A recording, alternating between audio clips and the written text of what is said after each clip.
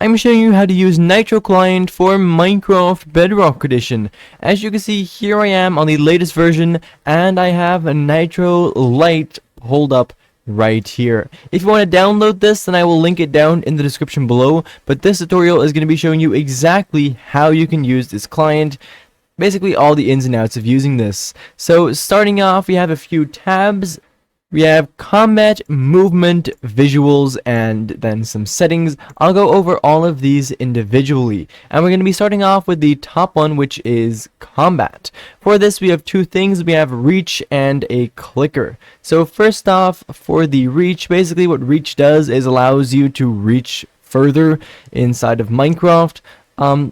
You can change this however much you want, so you can give yourself more or less reach simply by sliding this, and by ticking this box you'll choose to activate it the entire time, which is not ticked, or you can tick it and that will mean that this only applies when you're actively in combat with someone and it won't mess with your other gameplay. Of other options in this reach tab, you have the hitbox as well. This allows you to actually change the size of the hitbox of the potential people that you might be fighting against. Obviously a bigger hitbox makes it easier to hit those people and give you an advantage. Now for the rest, I will test this out. I'll show you, well, prove to you that the reach works, and I can do so with the clicker, right? So the auto clicker, basically this, we have a resist, which is the required amounts of clicks to activate the left clicker, and you use that when activating it. Anyways, to simply start this up, we have the CPS, which is the clicks per second, and you can change this for your left mouse button as well as your right mouse button. I can move this up, and as you can see, there are two tabs here. One of them is the minimum and one of them is the maximum.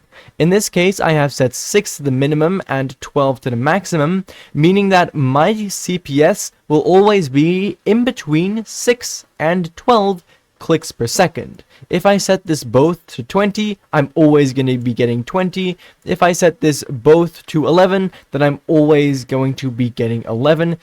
And if they're not the same, then it'll hover in a region in between these two values, right?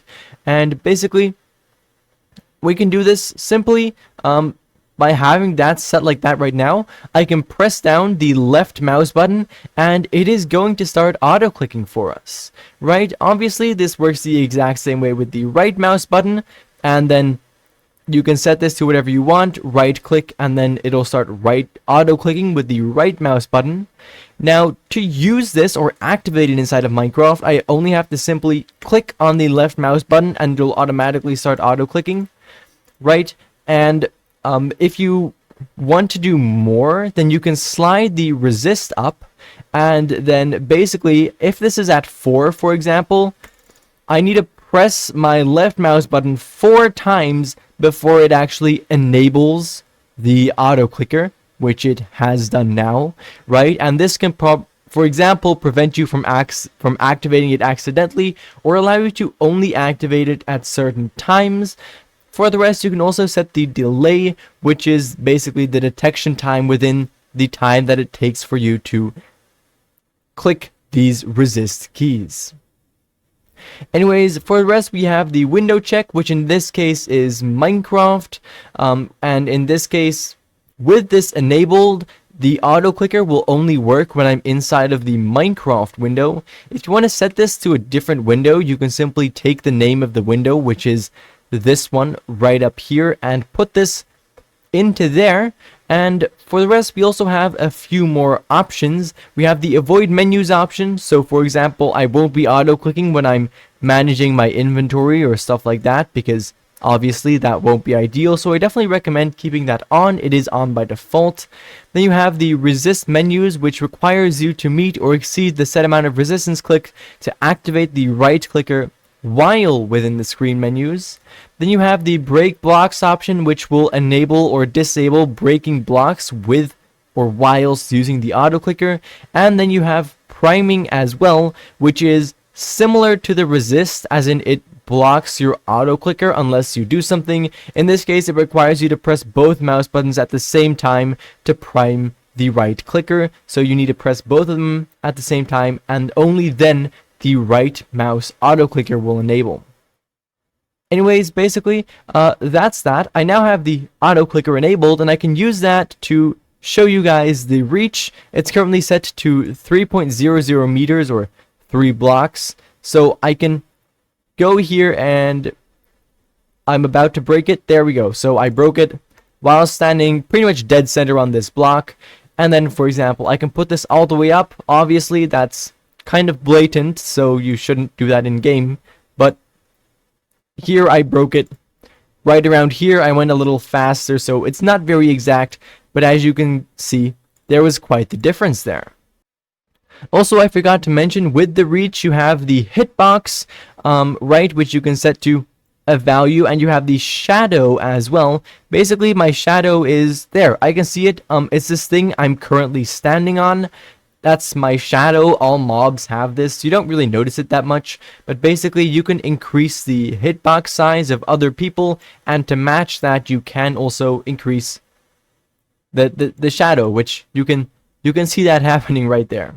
Alright, so moving on, we have the movement, which has two things, velocity and speed. So velocity is basically how far you get knocked back inside of Minecraft. I am in survival right now, and I'll spawn in a zombie, and when it hits me, you'll see that I get pushed up as well as backwards at the same time. Let's not actually die though. But I'm pretty sure you guys could see that up and backwards. It's actually pretty easy to demonstrate when I hit the zombie as well. As you can see, he moves upwards, but he also moves backwards. So this velocity tab basically allows you to customize your velocity and obviously reduce it, because even if you reduce your velocity by a little bit, you can already gain a significant advantage in game. So basically, currently your velocity is set at 100%, and you can reduce that to all the way to 0%, which is obviously incredibly blatant, so don't put it at 0, right? But you have linear velocity and height velocity. As I just said, as you just saw with the zombie, you get pushed backwards as well as vertically, and you can tune both of those individually, and however you tune that, it will show up in this graph here, as you can see. So in this case, I do get pushed up, but I don't get pushed backwards. And in this case, I get pushed backwards, but I don't get pushed up. So you can of course tune that to however you want. A non-blatant way to do that was to only slightly decrease the linear velocity, because getting knocked backwards is worse than getting knocked upwards, right? And slightly decreasing the linear velocity is still, it can remain undetected, and especially if you keep the height or vertical velocity at 100%. For the rest, we have some more options down here. These left two allow you to change how you tweak this area. As you can see, you can toggle percentages on or off, or the precision mode on or off. Then you can combine the modifiers just into one thing, and in this case it'll scale them both linearly, as you can see.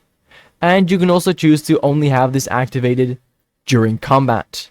Then moving on to the speed tab, you have a timer. And this one is kind of trippy, but it allows you to tweak basically the speed at which stuff happens in game. For this, I will also summon a sheep. There we are. Hello, sheep. So basically, the timer is currently at 1, so Minecraft speed is at just 100%. I can put this all the way up, and as you can see, Minecraft is now operating faster. Gravity is faster, as you can see. I am faster, this sheep is faster, this grass will replenish faster, the plants are faster, the sun's faster. I think you get the idea. Obviously 5 is a lot, but for example now, it's faster than usual, but you don't really notice it. Of course, I'm just going to be putting this back to 1 right now. We also have the auto sprint option in here, which is enabled by default and is really useful. Basically, if I just press on W or the key to move forwards now, I'm automatically going to be sprinting. I don't need to double press W, and I also don't need to make use of my sprint key. For the rest, once again, you can choose to have this only enabled during combat. Then moving on to the visuals, basically this allows you to tune how you want Nitr0 Lite to look. I'll let you guys explore this yourself a lot, but basically we have this area up here that allows you to toggle on or off RGB. This is going to tell you your frames. Then we have some hue, rounding, and of course you can tune the colors you want. Here it'll rotate through all of these colors if you have the RGB on. Of course you can then change this however you want. For the rest, scrolling down a ways, we have a bunch more options. As you can see, these are all RGB values, and if you want to change them, then of course you can. This is also under the color tab. I just noticed that. Okay, so they're underneath each other. That isn't the case there. Moving on, we have the configuration. There's not a whole lot right here, but basically we have some things you can do here. You can autosave the config. So right now, for example, I have reach set to 5.07 and by default it's set to 3. Now if I close Nitro and open it back up again, that is going to be auto-saved. You can save the config through here as well, and then you can, for example, share it with other people, or save different configs and load them for yourself at different points in time. You have a bunch of things you can reset. So you can reset the window by clicking here, reset all the colors, which is basically the visuals, or reset the config, and that is going to reset all of the options that you have set to their defaults. Finally, we have this hotkeys area over here that allows you to set a hotkey for hiding as well as for zooming.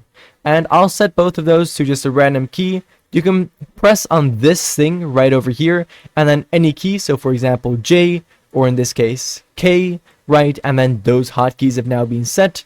So now by pressing on K, I can actually zoom in and look around, which is a pretty useful feature.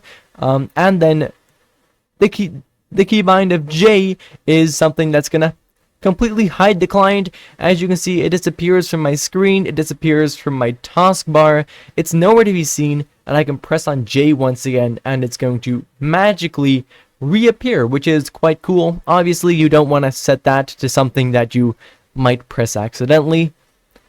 Anyways, basically for right now, that was that. If you have any questions or stuff like that, do of course feel free to leave those down in the comments below. But for right now, thank you ever so much for watching, and I do of course hope to see you again in the next one. Bye bye.